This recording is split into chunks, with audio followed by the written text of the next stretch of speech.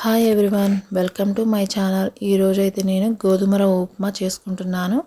అది ఎలా చేసుకున్నాను అని చెప్పేసి మీకు ఈ వీడియోలో చూపిస్తాను. చాలా టేస్టీగా ఉంటుంది, ఒకసారి ట్రై చేయండి.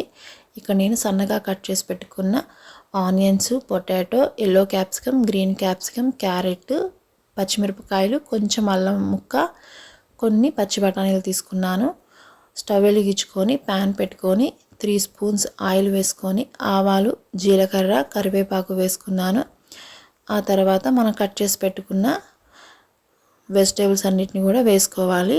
ఇవి వేసుకొని కొంచెం సాల్ట్ వేసుకొని మనం ఫ్రై చేసుకున్నాము అంటే చాలా త్వరగా ఫ్రై అయిపోతాయి ఈ వెజిటేబుల్స్.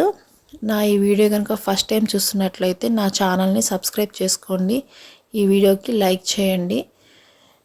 ఇవన్నీ వేసుకున్న తర్వాత కలుపుకొని రుచికి సరిపడా ఉప్పు కూడా వేసుకోవాలి.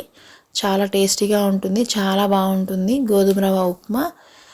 గోధుమ రవ్వ ఉప్మాని మనం ఒకసారి సర్వ్ చేసామంటే ఇంత టేస్టీగా ఉందా అని అంటారు. ఒకసారి ట్రై చేయండి. వెయిట్ లాస్ చేసే వాళ్ళకు కూడా ఈ రెసిపీ చాలా బాగా యూజ్ అవుతుంది. ఎందుకంటే మనం దీనిలో అన్ని రకాల వెజిటేబుల్స్ వేసుకున్నాము. గోధుమ రవ్వతో మనకి స్టమక్ అనేది ఫుల్గా ఉంటుంది.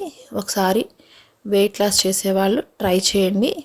ఇలా మనం వెజిటేబుల్స్ అన్నీ ఫ్రై అయిన తర్వాత మనము గోధుమ రవ్వ ఒక గ్లాస్ గోధుమ రవ్వ తీసుకుంటే 2 గ్లాసెస్ వాటర్ తీసుకోవాలి. ఇలా మెజర్మెంట్తో తీసుకోండి. ఫస్ట్ టైం చేసే వాళ్ళకైతే చెప్తున్నాను. నేనైతే ఆ గ్లాస్ గోధుమ రవ్వకి 2 గ్లాసెస్ వాటర్ తీసుకున్నాను. వాటర్ బాయిల్ అయిన తర్వాత మనం గోధుమ రవ్వని యాడ్ చేసుకోవాలి. ఇలా వాటర్ బాయిల్ అయ్యేటప్పుడు మనం ఒకసారి సాల్ట్ కూడా చెక్ చేసుకున్నాము అంటే సరిపోకపోతే ఇప్పుడు సాల్ట్ యాడ్ చేసుకోవచ్చు. గోధుమ రవ్వ వేసేసుకొని మనము ఉండలు లేకుండా తిప్పుకోవాలి. టేస్ట్ అయితే చాలా బాగుంటుంది. ఈ గోధుమ రవ్వ వేసిన తర్వాత మనకి జస్ట్ ఒక 5 మినిట్స్లోనే ఉప్మా అనేది రెడీ అయిపోతుంది. చాలా ఈజీగా చేసుకోవచ్చు, చాలా టేస్టీగా కూడా ఉంటుంది. ఒకసారి ట్రై చేయండి. ఇదిగోండి గోధుమ రవ్వ నేనైతే ఇలా ఉండింది. దీనికంటే కూడా ఇంకా పెద్ద లావుగా కూడా రవ్వ ఉంటుంది గోధుమ రవ్వ, అది కూడా బాగానే ఉంటుంది. ఇక్కడ మాకు సన్నగా దొరుకుతుంది. నేను దీంతో ట్రై చేశాను. టేస్ట్ అయితే బాగా వచ్చింది, చాలా బాగుంటుంది. ఒక 2 మినిట్స్లో ఉప్మా అనేది రెడీ అయిపోతుంది.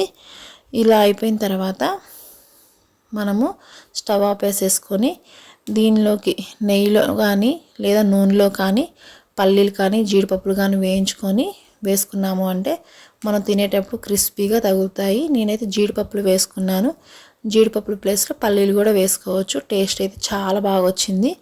మా వారికి వచ్చేసి నేను పుట్నాల కారంతో సర్వ్ చేశాను. నేనైతే పల్లీ చట్నీతో సర్వ్ చేసుకున్నాను. టేస్ట్ అయితే చాలా బాగా వచ్చింది. ఈ వీడియో నచ్చితే లైక్ చేయండి. Thank you.